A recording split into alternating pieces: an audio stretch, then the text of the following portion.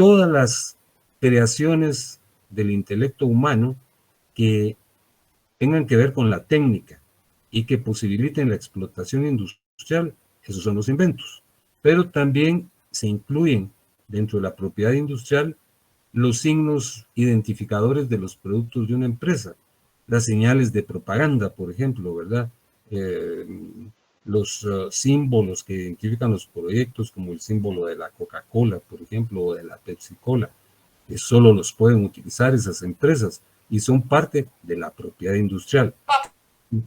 Dentro de los signos identificadores hay muchos, los nombres comerciales, las señales de propaganda, etcétera. Pero básicamente yo lo señalo en términos de mucha generalidad. Fíjense que yo les expongo aquí de manera muy sencilla qué es un invento. ¿Qué es un invento? Fíjense que aquí les puse que en términos de simpleza, un invento es un producto del ingenio humano para generar algo nuevo que tenga utilidad colectiva. Por ejemplo, hay una invención reciente que todavía, por lo menos en nuestro país, no se ha generalizado, que son los carros con energía eléctrica propiamente dicha, que se va a sustituir la gasolina, ¿no? Que no sé qué tan benéfico sea eso, pero bueno, para la contaminación creo que eso va a ser un beneficio muy significado, ¿verdad? Entonces, un invento es un producto del ingenio humano para generar algo nuevo, algo que tenga utilidad colectiva. Fíjense que, por ejemplo, una invención muy significada son las computadoras, ¿verdad? Ustedes son muy jóvenes, ¿verdad? Pero hasta hace algunos años, realmente pocos, ustedes me dirán, bueno, pero si es cuando usted nos dice que se graduó ya hace siglos, no, hace unos 35 años, 10, 20, sí, pues todavía escribíamos en las oficinas con máquinas de escribir, ¿verdad? Y habían máquinas muy exóticas, y etcétera. Pero luego vinieron las computadoras y ahora las máquinas de escribir son una obsolescencia, ¿verdad? Son un arcaísmo. Entonces, es un producto derivado del ingenio humano y que propicia una utilidad colectiva, ¿verdad? Miren hasta dónde hemos llegado ahora, es impresionante. Tal vez, como les repito, para ustedes que son muy jóvenes, no tanto porque nacieron ya dentro de este contexto, pero para nosotros, los ancianos, que hemos rebasado décadas por ventura de Dios y por misericordia de Él, hemos advertido los cambios profundos que existen, ¿verdad? Por ejemplo, antes, para redactar una escritura, las secretarias tenían que ser muy puntiosas para no perjudicar el protocolo, que es el papel en que se redactan, ¿verdad? Tenía que ser impecable, ahora no, ¿verdad? Ahora se redactan y luego se imprimen, y tal vez lo más complicado es ponerle los márgenes para los que no somos aptos para eso, pues. Pero es una facilidad extrema. Ahora ya explicamos qué es un invento. Ahora hablemos cuántas clases de inventos existen. Fíjense que básicamente hay dos tipos de inventos. Los inventos de productos, ¿verdad? Los que se concretan en una estructura, ¿verdad? Por ejemplo, cuando se construyen aparatos específicos, ¿verdad? Como máquinas, composiciones, generalmente son máquinas, ¿verdad?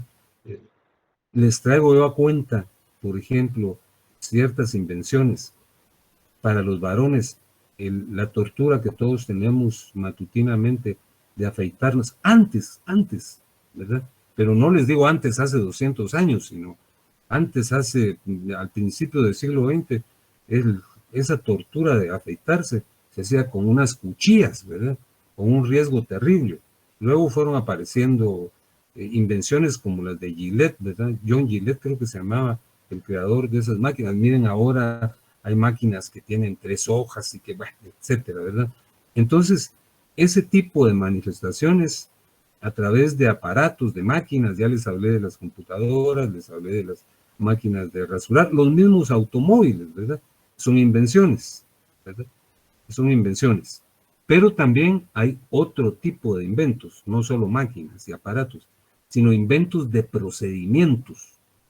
O sea, una fórmula, por ejemplo, para crear o generar un medicamento o una crema dentífrica o una salsa específica, ¿verdad? Entonces, esos son procedimientos, ¿verdad? Hay que reunir el elemento A y el elemento B para que nos dé el elemento C, ¿verdad? Una crema que nos proteja contra la insolación para que cuando salgamos a correr o vayamos a la playa no generemos problemas en nuestra epidermis porque es cancerígeno, o cuando vamos a crear un medicamento, entonces los especialistas, los químicos, farmacéuticos, crean una fórmula. Entonces, hay dos tipos de inventos.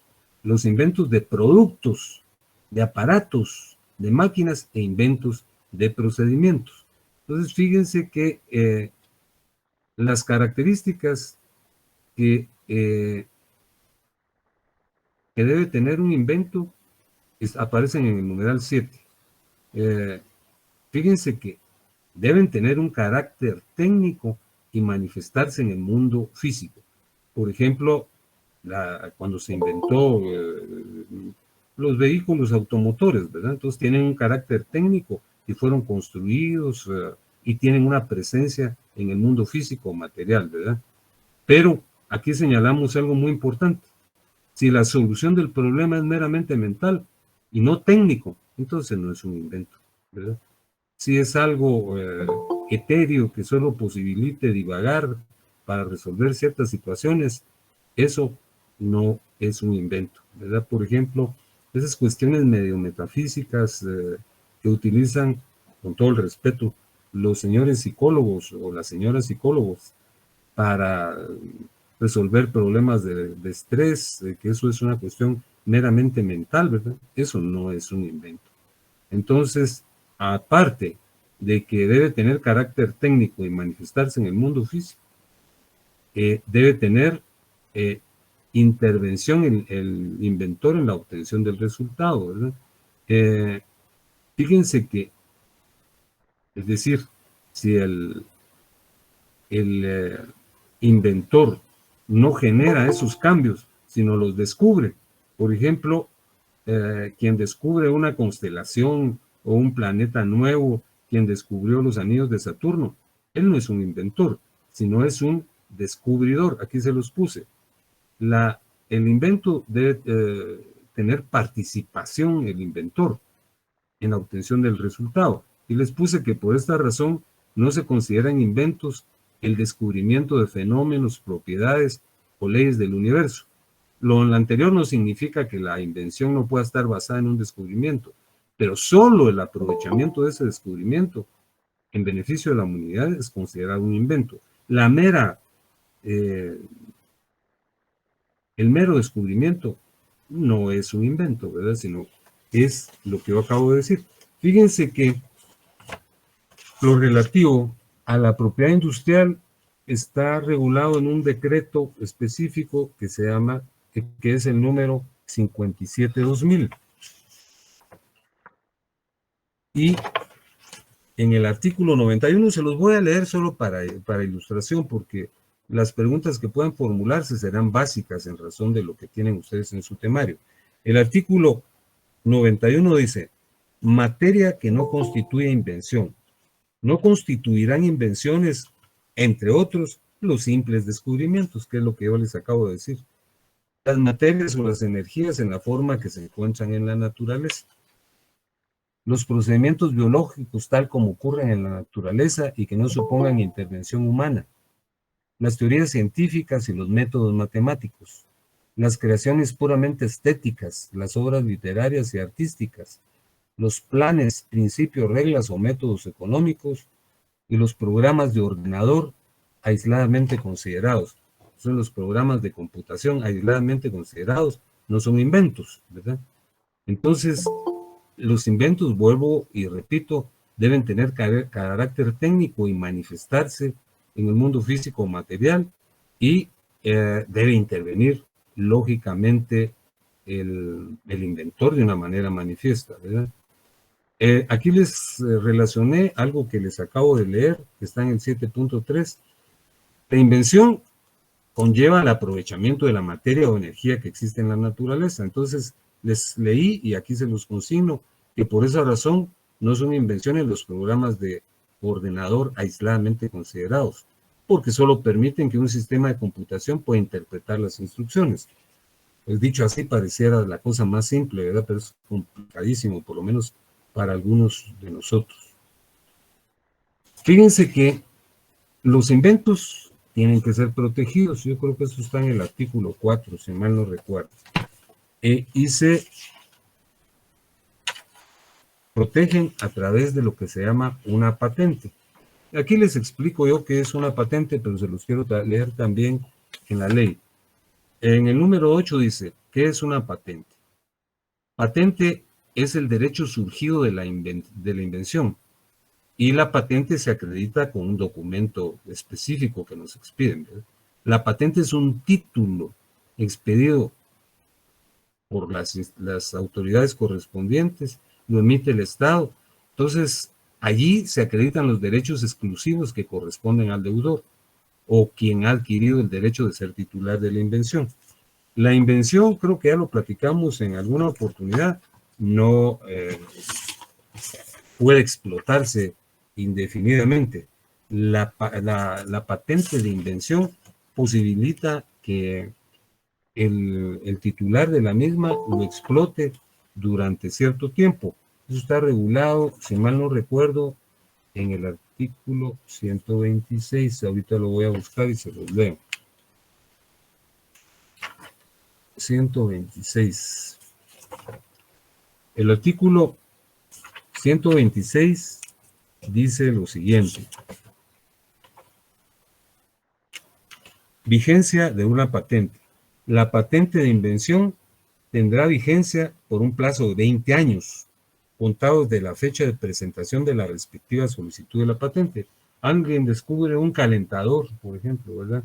Y va a patentarlo, y entonces, a partir de que presenta su solicitud, tiene 20 años para explotarlo en exclusiva. Entonces, la patente es el registro del invento, ¿verdad? Lo que otorga exclusividad. Ahora, ¿cuándo termina una patente?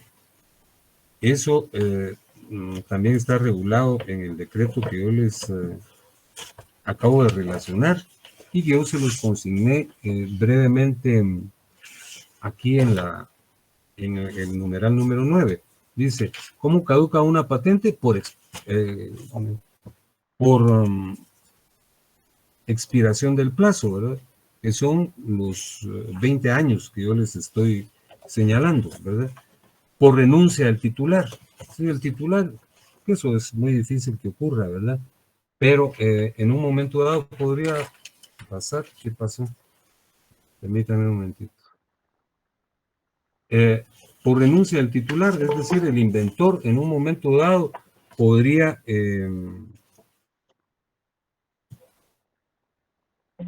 renunciar al hecho de explotar exclusivamente ese derecho, y asimismo por falta de pago. Es decir, la patente implica que se pague anualmente una contribución, y si no se paga, entonces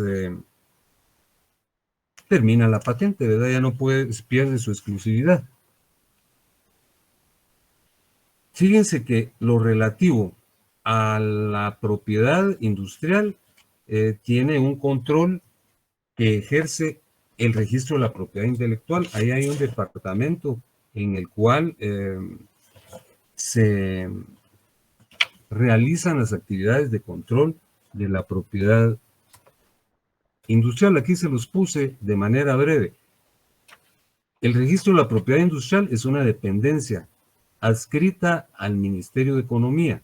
en donde se inscriben los derechos que surgen de la propiedad industrial. Aquí les hablo del procedimiento, pero eso nunca se los preguntaré en este curso, ¿verdad? Hay un procedimiento que está regulado del artículo 5 al 15 de la Ley de Propiedad Industrial y también en el reglamento. Entonces, lo que quiero que ustedes sepan es que en el registro de la propiedad industrial se inscriben los inventos y los signos distintivos. Ya dijimos que son los signos distintivos, hablamos de las marcas y de las señales de propaganda, pero les quiero leer el artículo 162 del decreto que les estoy señalando. Dice: del registro y sus funcionarios, sin perjuicio de lo que disponga la ley del derecho de autor y derechos conexos, el registro de la propiedad intelectual es la autoridad administrativa competente para: a. organizar y administrar el registro de los derechos de propiedad industrial; b. cumplir todas las funciones y atribuciones que le asigna esta ley; c. desarrollar programas de difusión, capacitación y formación en materia de derechos de propiedad intelectual; y c. realizar cualesquiera otras funciones o atribuciones que se establezcan por ley en el reglamento respectivo. Aquí les señalé también, bueno, les voy a señalar el segundo párrafo, que ya lo comentamos de este artículo 162, que dice: el registro estará a cargo de un registrador, asistido en el cumplimiento de sus funciones por uno o más subregistradores, quienes actuarán por delegación de aquel. Es decir, hay un registrador y subregistradores. Ahora, los signos distintivos, para terminar esta exposición. Eso está regulado en el artículo 4, pero aquí se los compendié yo. Fíjense que los signos distintivos son las señales o figuras que utilizan las empresas para hacer reconocerse en el mercado y diferenciarse de sus competidores, ¿verdad? Entonces, regularmente las marcas, ¿verdad?, y los nombres contienen elementos que distinguen estos productos, ¿verdad? Aquí les señalé que los signos distintivos pueden ser una marca, un nombre comercial, un emblema, un rótulo, una expresión o una señal de publicidad y una denominación de origen. Yo les hablé, por ejemplo, de Coca-Cola y Pepsi-Cola, porque son muy conocidos. Los nombres y cómo es que se imponen a través de un emblema, ¿verdad? O las señales de cualquier producto, ¿verdad? Las señales de los licores, ¿verdad? Los signos de los licores, ¿verdad?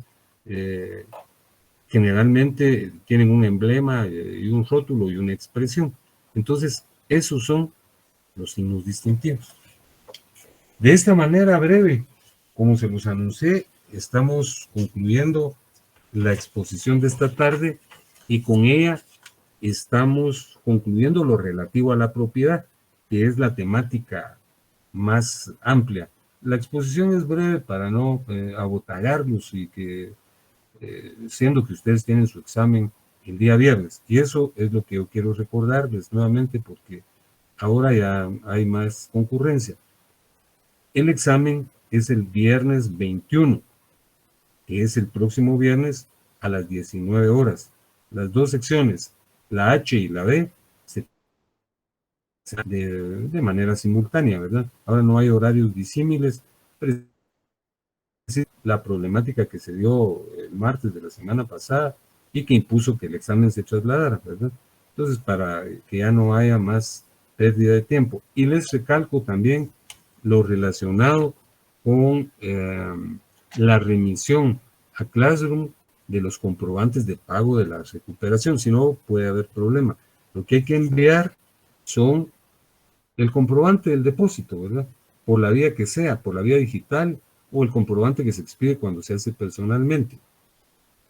Y luego hay que subirlo, ¿verdad?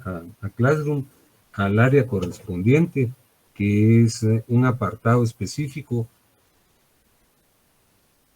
Cada recuperación, la primera y la segunda, en su apartado. Pues yo concluyo este contacto que estamos teniendo el día de hoy, deseándoles por favor que tengan no fortuna ni suerte, sino mucha dedicación para resolver su examen del día venidero. Yo les pido de favor que obtengan la mejor nota. Algunas algunos cuestionamientos, pues realmente me provocaron un poco de sorpresa y de asombro, ¿verdad? Tiene dos manos levantadas, licenciado, de Alfredo y de Mauricio Sosano. Bueno, muy bien. Tiene la palabra Alfredo inicialmente y luego Mauricio. Muchas gracias, Lick. Perdone, solo una consulta. ¿Los eslogan sí se podrían tomar como parte de los distintivos según el concepto del numeral 12? Sí, son signos distintivos, todos los signos distintivos, ¿verdad? Siempre y cuando, obviamente, se inscriban. Fíjese que el artículo 4 dice, pero leo la parte conducente, dice, signo distintivo, oiga, es cualquier signo que constituya una marca, un nombre comercial, un emblema, una expresión. El eslogan es una expresión o señal de propaganda o una denominación de origen. Así es. Muchas Y la gracias, otra muy amable. pregunta, no por nada, usted por su intervención. ¿Y había otra pregunta?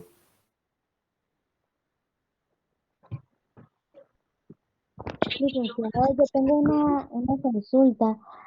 Cuando ya se vence lo que es el tiempo de la patente que pueda estar vigente al terminar los 20 años, ¿se puede renovar?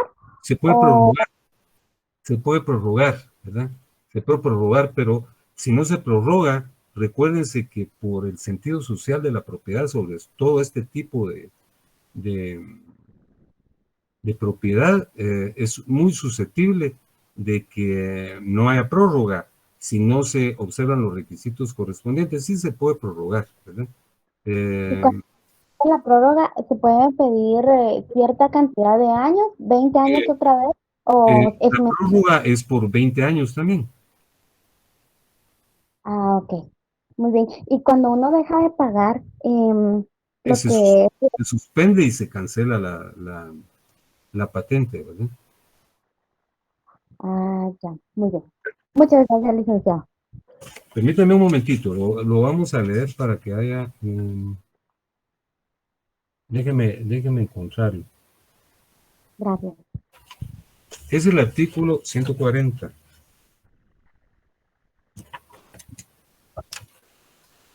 Gracias, licenciado. Pero ahorita se lo voy a leer. Fíjese que casi no le escuchaba.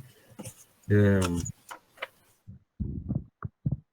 Sí, es fíjese, que viera como que tengo mala señal, me imagino, de eh, acá.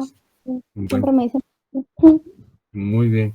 Fíjese que lo relacionado eh, con la extinción de la patente está normado a partir del artículo 140 que dice, la patente se extingue en los siguientes casos, por el vencimiento del plazo, por renuncia a la patente por parte del titular, por falta de pago oportuno de una anualidad o en su caso del recargo por pago extemporáneo de la misma.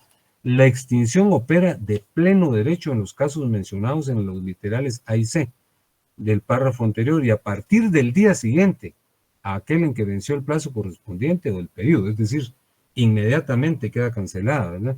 La invención objeto de una patente que por cualquier causa se ha extinguido o de una solicitud publicada que hubiera sido abandonada, pasará al dominio público. Precisamente por el sentido social de la propiedad es que se es tan tajante en este tipo de situación. Ok. Muchas gracias, licenciado, por la aclaración. Le agradezco mucho porque sí, yo que trabajo en varias, que llevamos contabilidades de varias empresas, sí tengo la oportunidad de ver dentro del activo las patentes. Entonces sí tenemos Qué, mucho, qué sí tengo mucha interesante. relación, ¿Dónde pero trabaja usted? en zona 10 le llevo contabilidades a una empresa y ahí Ajá. Sí, sí. es como Sí, un outsourcing de contabilidad. Entonces, vemos todo tipo de empresas, como pequeñas, individuales y grandes. Y exactamente. entonces, sí tengo Bueno, relación. pero son empresas, ¿verdad? Ajá. Bueno, de alguna forma tienen que ver también con la propiedad industrial cuando han generado algún, algún producto. Fíjese que yo le pido que tenga en cuenta dos cosas. Nosotros en menos de 40 minutos hablamos de la propiedad industrial, pero esta es toda una unidad en, en el curso de Derecho Mercantil. y es una especialidad en el posgrado. Fíjense que yo les comentaba hace unos minutos que hay mucha reticencia con nosotros en nuestra coordinación para que se impartan, porque dicen, no, estamos invadiendo el área de derecho mercantil, pero no la estamos invadiendo porque como estamos hablando de la propiedad en términos de generalidad, hablamos de la copropiedad, de la propiedad horizontal, de los modos de adquirir la propiedad, entonces creo yo que aun y cuando sea de una manera muy genérica y panorámica, debemos hablar de las dos formas de propiedad especial, que son, como les dije, la propiedad industrial y la propiedad intelectual. Bueno, les reitero pues que el examen es el viernes a las 19 horas, por eso no les hice preguntas del día de hoy, para que todavía tengan, bueno, a esta altura creo que ya están ustedes más afilados que una hoja de Gillette, como les dije hace algunos minutos. Que Dios me los bendiga y estaremos en contacto el viernes 21 a las 19 horas. Muy bien.